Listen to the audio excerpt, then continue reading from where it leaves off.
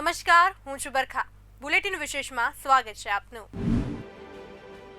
તો અમદાવાદ પશ્ચિમ લોકસભા મત વિસ્તાર ગુજરાતમાં આવેલા 26 લોકસભા મત વિસ્તાર પૈકીનો એક મત વિસ્તાર છે. આ મત વિસ્તાર 2008માં સંસદીય મત વિસ્તારના સીમાંકનના અમલીકરણના ભાગરૂપે બનાવવામાં આવ્યો હતો. અમદાવાદ પશ્ચિમ લોકસભા બેઠક અનુસૂચિત જાતિ માટે અનામત છે. તેમાં પ્રથમ વખત તો 2009માં ચૂંટણી યોજાઈ હતી અને તેના પ્રથમ સંસદ સભ્ય ભારતીય જનતા પાર્ટીના ડોક્ટર કિરીટ સોલંકી હતા. 2019ની છેલ્લી ચૂંટણીમાં પણ ડોક્ટર સોલંકી આ મત વિસ્તારમાંથી ચૂંટાયા હતા. જોકે આ વખતે ભાજપે અમદાવાદ પશ્ચિમ લોકસભા બેઠકમાં વર્તમાન સાંસદ ડોક્ટર કિરીટ સોલંકીનું પત્તું કાપ્યું છે. ભાજપે ડોક્ટર કિરીટ સોલંકીના સ્થાને દિનેશ મકવાણાને ટિકિટ આપી છે, જ્યારે કોંગ્રેસે ભારત મકવાણાને મેદાનમાં ઉતાર્યા છે. ત્યારે જોઈએ પશ્ચિમ લોકસભા બેઠકનું શું છે સમીકરણ. ભારતીય જનતા પાર્ટી દ્વારા અમદાવાદ પશ્ચિમ લોકસભા બેઠક માટે ઉમેદવાર તરીકે 3 દાયકાથી ભારતીય જનતા પાર્ટી સાથે જોડાયેલા દિનેશ મકવાણાની પસંદગી કરવામાં આવી છે. અમદાવાદ પશ્ચિમ એ એસસી રિઝર્વ સીટ છે. ભાજપ દ્વારા આ વખતે પક્ષમાં સામાન્ય કાર્યકરની છબી ધરાવનારની પસંદગી કરવામાં આવી છે. દિનેશ મકવાણા બિન વિવાદ અને જૂથવાદથી પર ચહેરો છે. દિનેશ મકવાણાનો જન્મ 16 ડિસેમ્બર 1969ના રોજ થયો હતો. દિનેશ મકવાણાએ BA LLB સુધીનો અભ્યાસ કર્યો. ભાજપના ઉમેદવાર હિન્દુ વણકર જ્ઞાતિના. દિનેશ મકવાણા 1987થી ભારતીય જનતા પાર્ટીમાં કાર્યરત. દિનેશ મકવાણાની સૌપ્રથમ નરોડા રોડ વોર્ડના અનુસૂચિત જાતિ મોરચાના અધ્યક્ષ તરીકેની કારકિર્દી. 54 વર્ષીય દિનેશ મકવાણા છેલ્લા 37 વર્ષથી પાર્ટીમાં કાર્યરત.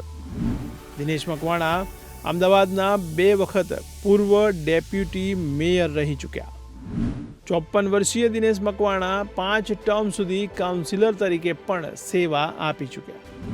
ભાજપના ઉમેદવાર દિનેશ મકવાણા જમીન સાથે જોડાયેલા નેતા. વર્ષ 2009, 2014 અને 2019માં રિપીટ ઉમેદવાર બાદ પ્રથમ વખત ઉમેદવાર બદલાયા. અમદાવાદ પશ્ચિમ બેઠક અમલમાં આવ્યા બાદ અત્યાર સુધી કિરીટ સોલંકી સાંસદ પદે. કિરીટ સોલંકીની ઉંમર અને 3 ટર્મથી આ બેઠક પરથી ચૂંટણી લડ્યા હોવાને કારણે હવે તેમની જગ્યાએ દિનેશ મકવાણાની પસંદગી કરવામાં આવી છે. અમદાવાદ પશ્ચિમ બેઠકમાં એલિસ બ્રિજ, અમરાઈવાડી, દરિયાપુર, જમાલપુર ખાડિયા, મણિનગર, દાની લીમડા, અસારવા અને મણિનગર વિધાનસભા વિસ્તારનો સમાવેશ થાય છે. અમદાવાદ પશ્ચિમમાં આવતી કુલ 7 વિધાનસભામાંથી 2 વિધાનસભા એટલે કે જમાલપુર ખાડિયા અને દાણી લીમડા એ કોંગ્રેસ પાસે છે. ત્યારે દિનેશ મકવાણા આ તમામ બેઠકોમાં આવેલા માઇનસ બૂથોને કઈ રીતે પ્લસ કરવા તે દિનેશ મકવાણા સામે ખૂબ મોટો પડકાર છે. તો લોકસભા ચૂંટણી માટે કોંગ્રેસે બીજી યાદીમાં ગુજરાતના 7 ઉમેદવારના નામ જાહેર કર્યા છે, જેમાં અમદાવાદ પશ્ચિમ બેઠક પર ભરત મકવાણાને ટિકિટ આપવામાં આવી છે. કોંગ્રેસે અમદાવાદ પશ્ચિમની અનામત સીટ પરથી ભરત મકવાણાને ટિકિટ આપી છે. ભરત મકવાણાનો મુકાબલો ભાજપના દિનેશ મકવાણા સાથે થવાનો છે. ત્યારે જોઈએ કોણ છે ભરત મકવાણા. ભરત મકવાણાની ઉંમર 60 વર્ષ. ભરત મકવાણાએ ગ્રેજ્યુએશન સુધીનો અભ્યાસ કર્યો. ભરત મકવાણાએ કાયદાની ડિગ્રી પણ મેળવેલી. ભરત મકવાણા બાળપણથી જ રાજકારણથી જોડાયેલા પરિવારમાં ઉછરેલા. મકવાણા પરિવાર વર્ષોથી કોંગ્રેસ સાથે સંકળાયેલો. પિતા યોગેન્દ્ર મકવાણા ઇન્દિરા ગાંધી અને રાજીવ ગાંધી સરકારમાં કેન્દ્રીય મંત્રી રહી ચૂક્યા. કોંગ્રેસના દિગ્ગજ અનુસૂચિત જાતિના ચહેરા તરીકે ઉભર્યા હતા. ભરત મકવાણા આણંદ જિલ્લાની સોજિત્રા બેઠક પરથી ધારાસભ્ય રહી ચૂક્યા. મકવાણા પરિવાર મૂળ કોંગ્રેસી પરિવાર.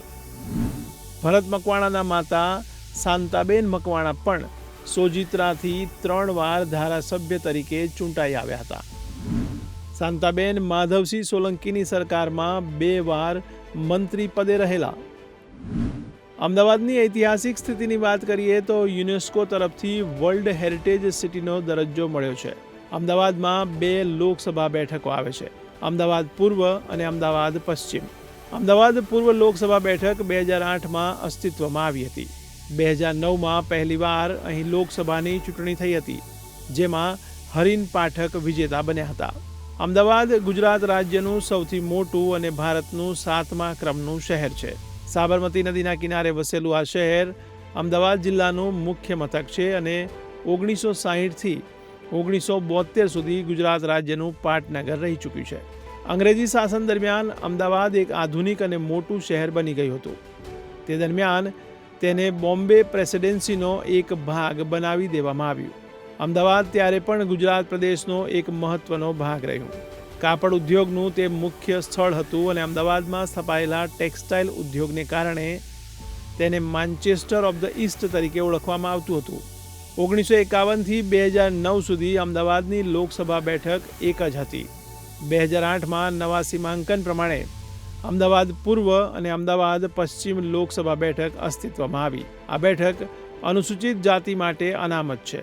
તેમાં પ્રથમ વખત 2009માં ચૂંટણી યોજાઈ હતી અને તેના પ્રથમ સંસદ સભ્ય ભારતીય જનતા પાર્ટીના ડૉક્ટર કિરીટ પ્રેમજીભાઈ સોલંકી હતા. 2014 અને 2019ની છેલ્લી ચૂંટણીમાં પણ ડૉક્ટર સોલંકી આ મત વિસ્તારમાંથી ચૂંટાયા હતા. 2009 doctor Kirit Solanki Bhajap, 2014 doctor Kirit Solanki Bhajap, 2019 doctor Kirit Solanki Bhajap.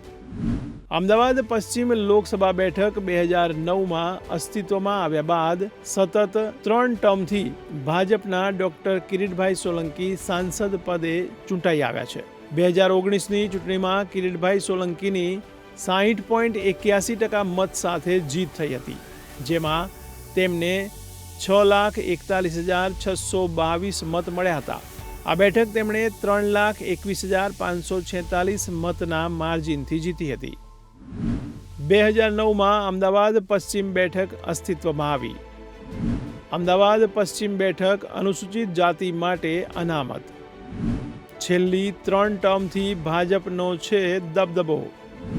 રાજ્યના આર્થિક પાટનગરની સૌથી ચર્ચિત બેઠક. અગાઉ અમદાવાદ બેઠકમાં સમાવિષ્ટ હતો વિસ્તાર. 1989થી આ વિસ્તારમાં છે ભાજપનું એક હથ્થું શાસન. નવા સીમાંકનમાં 2009માં બેઠક અસ્તિત્વમાં આવી. છેલ્લી 3 ટર્મથી ડૉક્ટર કિરીટ સોલંકી છે સાંસદ. સીમાંકનમાં શહેરની 7 વિધાનસભાનો સમાવેશ. 8,82,968 પુરુષ મતદાર, 8,28,895 સ્ત્રી મતદાર, 69 અન્ય મતદાર, 17,11,932 કુલ મતદાર.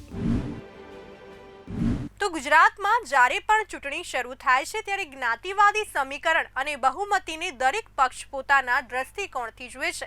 ત્યારે અમદાવાદ પશ્ચિમ લોકસભા બેઠકનું છે જ્ઞાતિવાદી સમીકરણ. તેના પર કરીએ એક નજર. સવર્ણ 22%, ક્ષત્રિય 12%, પરપ્રાંતીય 15%, દલિત 20%, ઓબીસી 8%, લઘુમતી 7%.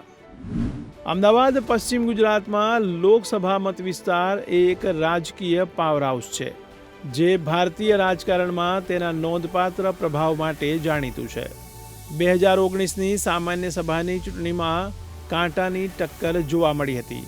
ભાજપ ઉમેદવાર ડૉક્ટર કિરીટ સોલંકીએ 3,21,546 મતોના વિજય માર્જિન સાથે 6,41,622 મતો મેળવીને 2019ની સામાન્ય ચૂંટણી જીતી હતી. ડૉક્ટર કિરીટ સોલંકીએ કોંગ્રેસના રાજુ પરમારને હરાવ્યા, જેમને 3,20,076 મત મળ્યા. અમદાવાદ પશ્ચિમ વૈવિધ્યસભર વસ્તી વિષયકને પ્રતિબિંબિત કરે છે અને ગુજરાતનો નિર્ણાયક મત વિસ્તાર છે. 2019માં અમદાવાદ પશ્ચિમમાં ભાજપની જીત. ભાજપના ડૉક્ટર કિરીટ સોલંકી સાંસદ પદે ચૂંટાયા હતા. ભાજપ ઉમેદવારને કુલ 6,41,622 મત મળ્યા હતા. કોંગ્રેસના ઉમેદવાર રાજુ પરમાર ચૂંટણી હાર્યા હતા. તો હવે 2024માં મતદારો તેમના મતની શક્તિ બતાવવા માટે વધુ ઉત્સાહી છે. 2024 ઉમેદવારોની યાદીમાં અમદાવાદ પશ્ચિમ લોકસભા મત વિસ્તારમાં ભારતીય જનતા પાર્ટીમાંથી દિનેશ મકવાણા અને કોંગ્રેસમાંથી ભરત મકવાણા અગ્રણી ઉમેદવારો છે. ત્યારે જોવાનું રહેશે કે અમદાવાદ પશ્ચિમ લોકસભા બેઠકનો તાજ કોના શિરે હશે. તો બુલેટિન વિશેષમાં હાલ બસ આટલું. ત્યાં સુધી જોતા રહો બુલેટિન ઇન્ડિયા, ભરોસો ગુજરાતનો.